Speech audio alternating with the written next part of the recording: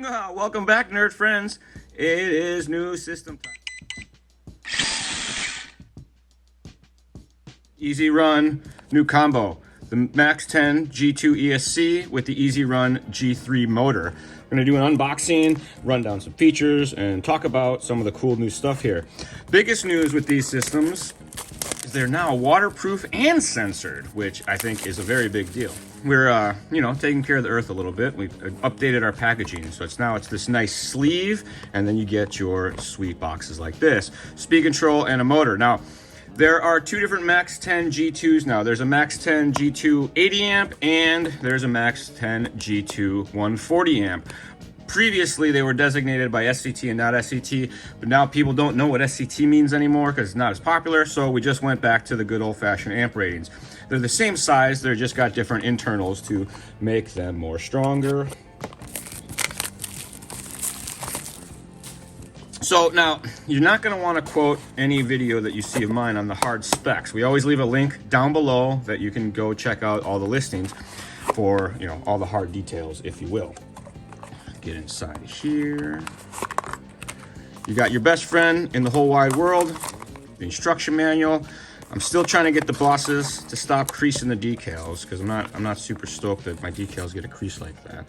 And I save these boxes because they come in super handy. But let's get down into here. Loosen these wires, push on the bottom of the plastic, and it comes right out. And there you have it. The all-new EZrun Max10 G2. This is the 80 amp one. Get a nice look at everything there.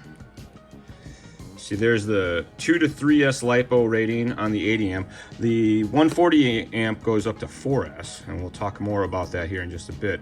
But these have the new style frameless fans like we do in the race car or in the G2S series. The fan is still replaceable. I didn't mention that last time. We do offer replacement fans in case anything does happen. And then let's get into the motor. Now, there are two different size motors, 3652, and again, it's the diameter is 36, the length is 52, and something kind of new for the 550 size, which is a 3665. So you get a little bit of bonus length on there. And we have some lower KV options, so you can run these bad boys on 4S now, which I think is pretty cool. Oh, dude, just come here. Get into the motor. Move this stuff.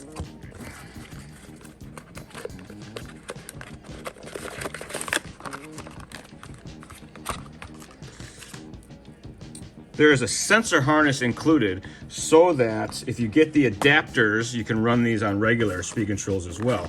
I think that maybe these sensor harnesses aren't going to be included for very much longer, as these don't really need to be in here. Your best friend in the whole wide world, the motor instruction manual, and your motor itself. Now, if you haven't seen anything about these new G2 systems, it's a G2 speed control, but the motors are designated as a G3, as you can see there. So the G2 speed controls will work with the G2 motors. Those have temperature sensors on them, but not the full 6-pin waterproof sensor harness. So these are the same style harnesses that we've used on the Axe combo, so we know they're very waterproof, but that does not make these in any way, shape, or form compatible with the Axe motors or speed controls, the Axe R2, to be officially official. But these are a waterproof sensor harness now that key into each other so you can't get the direction wrong. There's a little arrow, and it makes this really cool, like, satisfying click. And then when you pop it apart,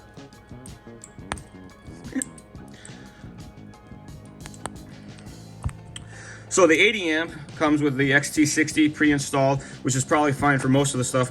A lot of the things that I've been doing now, I've been finding that I need to run XT90s because we basically melt XT60s even in our 2-cell stuff. So when, like any sensor system, different than the previous Max series, it does make a huge difference on the order of the wires. And it's blue, yellow, orange, or as my buddy used to say, he points out, it was bring your own to keep the order correct for A, B, and C. But these are marked 6 ways from sideways. And everybody always asks what size the plugs are. It's a 4mm plug. These guys are you know, right around that size at the base, bigger on top. So 4mm bullet plugs on the motors, because I know someone's going to ask. So there's that. You get a little extra length in the sensor harness so that however you have that installed, you can move that around. So this is the 80 amp and the 3652 motor. Let's take a look at the 140 amp. I had opened this up already and looked at it because I was very excited when I got a new box. But the 140 amp, unlike my pre-production samples, also comes with a XT60. The previous videos that we had on these, they were all pre-production samples. Now the two speed controls share the settings other than like the LiPo settings and the amount of turbo as well. The 160, or the 140 rather, it's got more turbo available. So, but the speed controls, you can see like externally, they look pretty much the same. In the hand, they feel about the same weight. The only place you notice the difference is on the end where the harnesses come out, 140 versus 80, and then you see the 2 to 3S rating and the 2 to 4S rating. This guy uses same size motor plugs, so it's still going to be the 4mm motor plugs. Again, comes with a sensor harness, because these systems are not FOC, they're standard sensor, they're just a different harness. So Hobbywing does offer adapters that you can convert this to a regular plug. So if you want to use this motor with a regular speed control or this speed control with a regular motor, that is a doable option. There's the 3665. Like I said, 4S rated 2400 kV. So for you crazy people that want to run little motors on 4S, we got some options for you now. And then I like these kind of notes. They tell you that you have to hook this up correctly. All right, so the Max10 140 and the Max10 80 amp speed control side by side are 3652 and 3665 motors side by side. You see the sizes on those. The 3652s have the normal 1/8 inch shaft, where the 3665s have the 5mm shaft, kind of more heavy. Something that is very crucial to any new build is the calibration of the speed control to the radio system, and it's something that gets overlooked. Sometimes you just plug it in, turn it on, everything works good enough, and it's not really working correctly. So we'll walk you through the calibration. Basically, after you do your install, this is the next thing that you should do before you bust out your programmer and do any setting changes and stuff like that. So my radio is turned on. It's been bound to this receiver already. The speed control is plugged into channel number 2 on your receiver. That's where the throttle is. And this process is holding down the set button, then turning the speed control on, waiting for some beeps, and we'll walk you through all that next. So hold on the set button, power the speed control. It starts to beep here.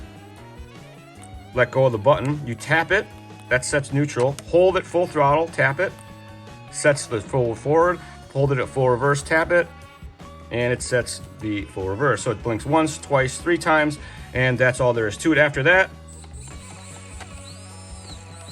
speed control and motor work. That's basic calibration of just about any Hobbywing speed control.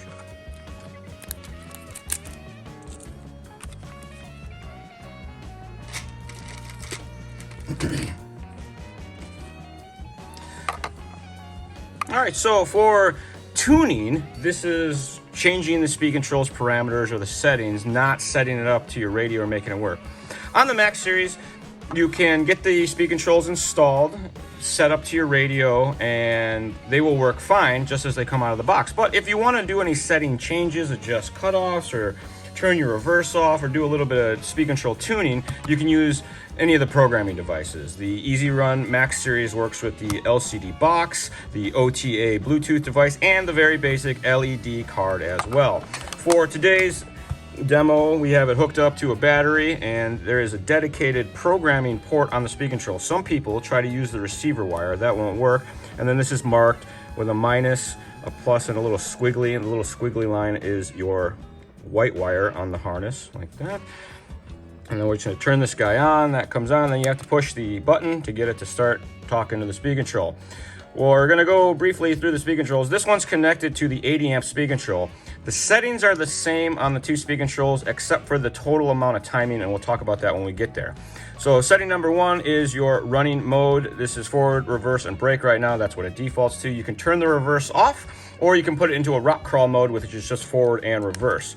You push item to advance, you press value up or down to adjust, and then every time you make a change and you want to save it, you have to hit OK to save. LiPo cells, it does auto cutoff, so it'll detect the pack that you plug into it. Sometimes folks run 2 or 3 cells or 3 or 4 cells. I tend to do a build that's specific to a voltage. It's a little healthier for the motor to run it on the designated voltage and gearing, so to speak. If you do go to higher voltage, you're going to want to try to gear smaller size pinion gear. If you go to lower voltage, you can usually leave that alone without too many changes. We have voltage cutoff or cutoff volt. There's a medium, a low, and a high setting, and these are low is lowest voltage, medium is the safe voltage, and high is a very safe voltage for the cutoff. Medium is going to be right around probably like 3.6 to 3.7 depending on your batteries and your setup. High is going to be above 3.7, very safe, and this is a per volt cell. And then the low is going to be down around probably like 3.3 volts per cell. We don't put numbers on here, and I've said this in most of the videos because we get asked all the time because they don't match. Depending on when you go to check your battery or the condition of the plugs or even the condition of the battery, after the run's over, the voltage will change a little bit. So it's not always going to match what it says in here, and people think their LiPo cutoff's off or something's wrong. It's just the nature of the beast, unfortunately.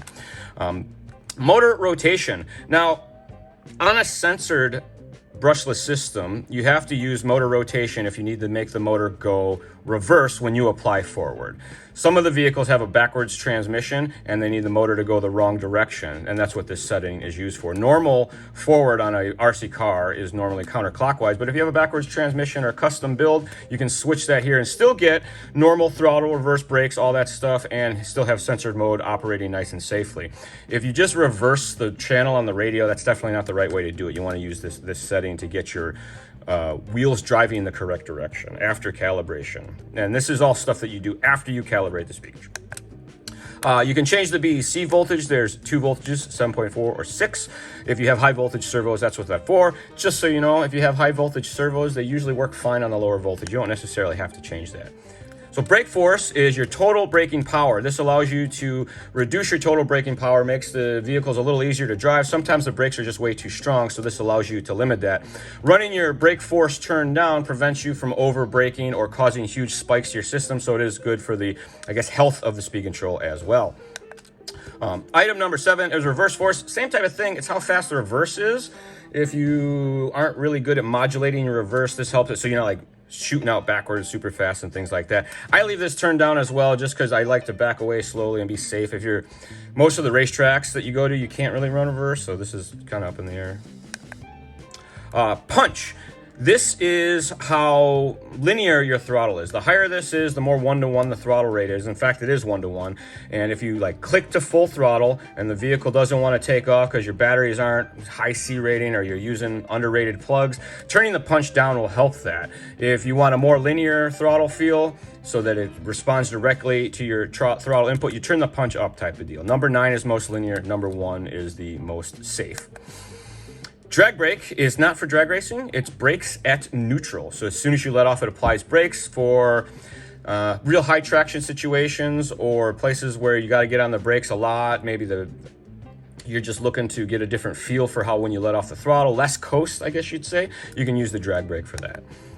Initial throttle is how the speed control starts the motor. So sometimes your speed control, or when you start to give it just the front end of the trigger, the motor doesn't necessarily want to start under load when you're holding still, or sometimes you got to get a little deeper into the trigger to feel the response when you're at speed because of the layout. Initial throttle allows you to increase the start speed of the motor. So it's kind of like a minimum drive type thing. It turns up the lowest RPM the motor can go.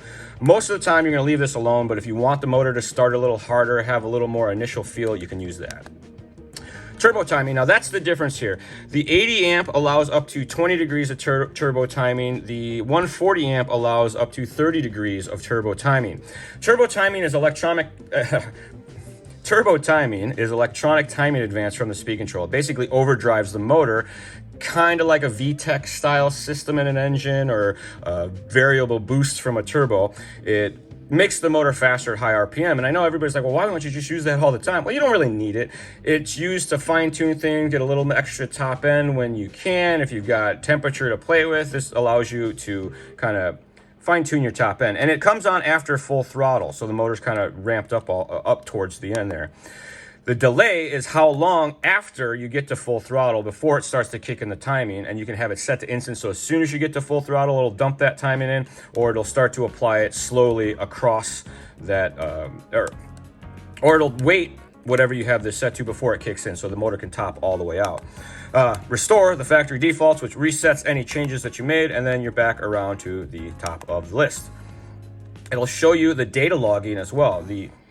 These have some data logging in them. It shows you your temperatures of the motor and the speed control, and it'll show you minimum voltage of the battery saw, as well as max RPM that the motor saw, and then we're back to our settings. So that's a quick run through on what the settings do in your Max10 G2. I'm very excited about these new EZrun Max combos. Like I said, it's a little confusing. It's a G2, which is the generation 2 of the speed control, and it's the 3rd generation, so it's the G3 of the motor.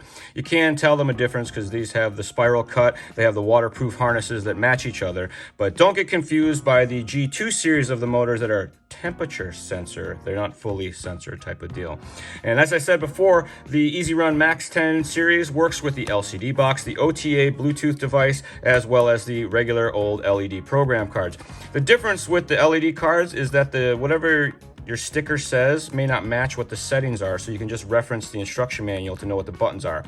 Any box like this, whether it's from the Rock Crawl one, a Fusion, or whatever, will plug in there. It just won't have a sticker that matches, so you have to check your instruction manual to know what all the numbers mean. Easy stuff. These do have data logging as well, so you'll be able to see max temperatures of the motor, the speed control, and it's kind of cool to look at that stuff every once in a while and see how much abuse you've been putting your car through. So super cool stuff added to a very friendly new system. This is great for 10 scale monster trucks, 2-wheel drive buggies, 4-wheel drive short course trucks, everything in between, any sort of 10 scale, and even some of the light duty 8 scale stuff these would work great in. And they are of course fully censored and waterproof. Very cool feature to have now. I've always been a fan of the waterproof systems, if you've seen in many of my boat truck videos, but to have a basher system that is censored and waterproof, I think is super awesome. I've actually been running this in my short course truck down at the Peacock pit against our normal XRun race stuff, and it holds its own just fine. I had a 4000 kV 3665 that I run with the I think it's even just the 80 amp speed control on 2S, and it shreds. I was very, very surprised how well that thing held up. I was expecting it to not be as fast, not have the response, but once you turn up the punch, she rips. So very impressive. And as I always like to do, remind everybody, we have a podcast that we do twice a month. It's the first and third Friday of the month. You can check it out on your favorite podcast service. It's called RC Stuff, powered by Hobbywing, and we give away a free system each and every episode, and you can find out how to enter to win. Just listen to an episode. And as always, folks, thanks for tuning in to another episode of The Charlie Show. It's good to have everybody back on the Nerd Bench talking about some new stuff. We thank you for tuning in each and every week, and we will see you next time. Thanks a lot.